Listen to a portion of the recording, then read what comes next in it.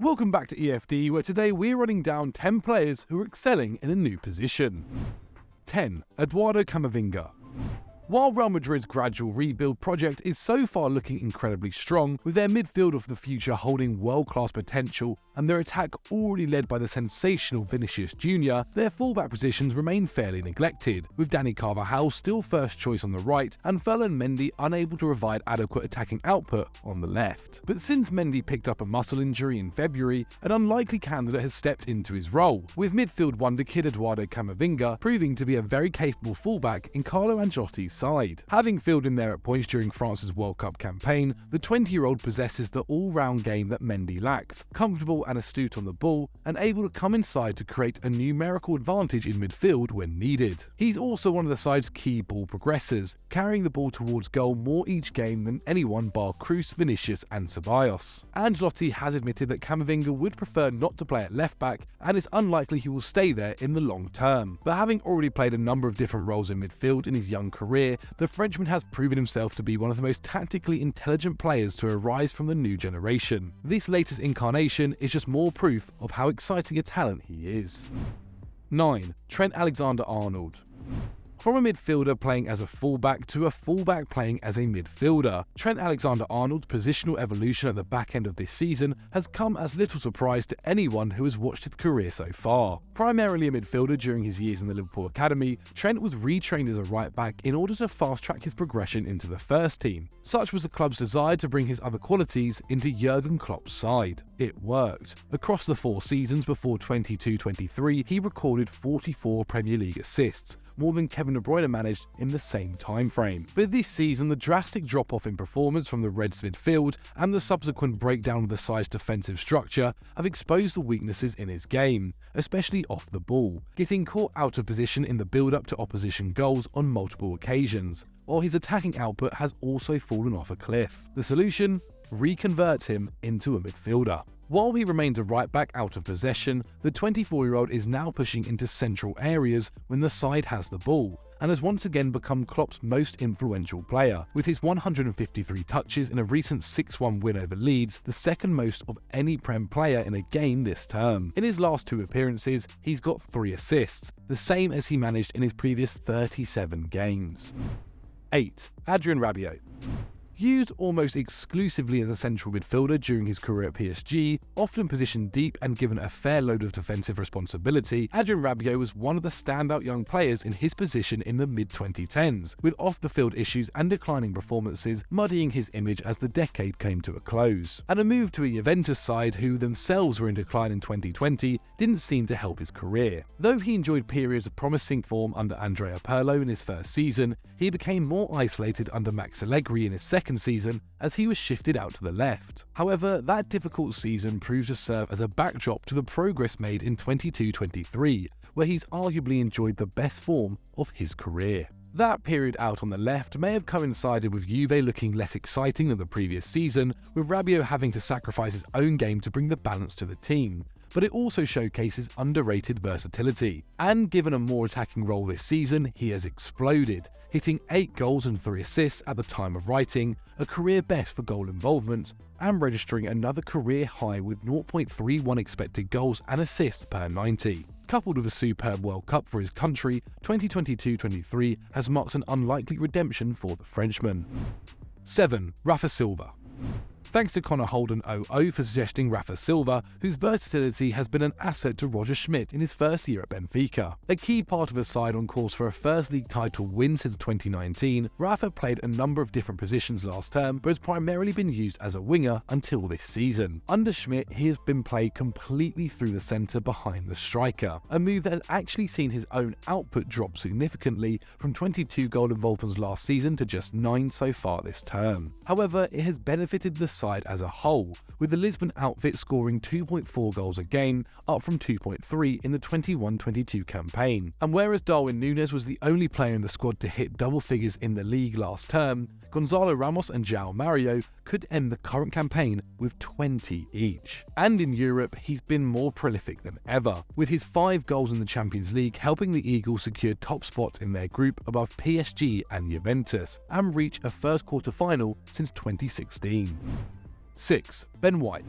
Thanks to Ryan Hall on Twitter for this next suggestion. Brought in to upgrade Mikel Arteta's centre-back pairing at Arsenal, Ben White was seen as a natural partner for Gabriel when he was signed from Brighton in 2021, with William Saliba's future at the club uncertain as he departed on loan to Marseille and a number of other defenders leaving that summer. And by all accounts, he was a success in the centre, helping the Gunners become a more expansive side playing out from the back. But with Saliba making a splash on his return last summer and right-back Tomiyasu offering only limited attacking output to complement his defensive solidity, White was shifted to the right. He has been a sensation, registering 2 goals and 4 assists, more goal involvements than any Arsenal defender has managed in a single campaign in the post-Wenger era, to help Arteta's side keep pace with Man City in the final third. And he's been essential to the evolution of this Gunners side, ranking alongside Thomas Partey and Zinchenko as one of the club's top progressive passers. If they secure a first title win since 2004, the decision to put White at right back will be one of the key reasons.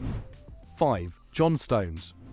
Another centre-back who's been forced to evolve their game this term is John Stones, whose move into defensive midfield in early March has coincided with Man City's best form of the season, with Pep Guardiola's side scoring 30 goals and conceding just 4 in their last 8 games in all competitions, through to the Champions League semi-finals, and mounting serious pressure on Arsenal in the Premier League. Having already filled in at right-back in a number of games, a role that has also seen him replicate Joao Cancelo's ability to seamlessly drift into midfield when in possession, Stones' versatility has become an asset to Pep in the latter stages of the campaign, allowing his switch to a 3-2-4-1 to come off ruthlessly in a number of big games. A man-of-the-match display against Bayern Munich in the Champions League quarter-finals epitomised this, with the Englishman helping control the game in the middle of the park, shielding the back line and dropping back into it when needed, and even registering an assist for Erling Haaland. With him, De Bruyne, Grealish and his fellow defenders all in top form, a treble is truly on the cards.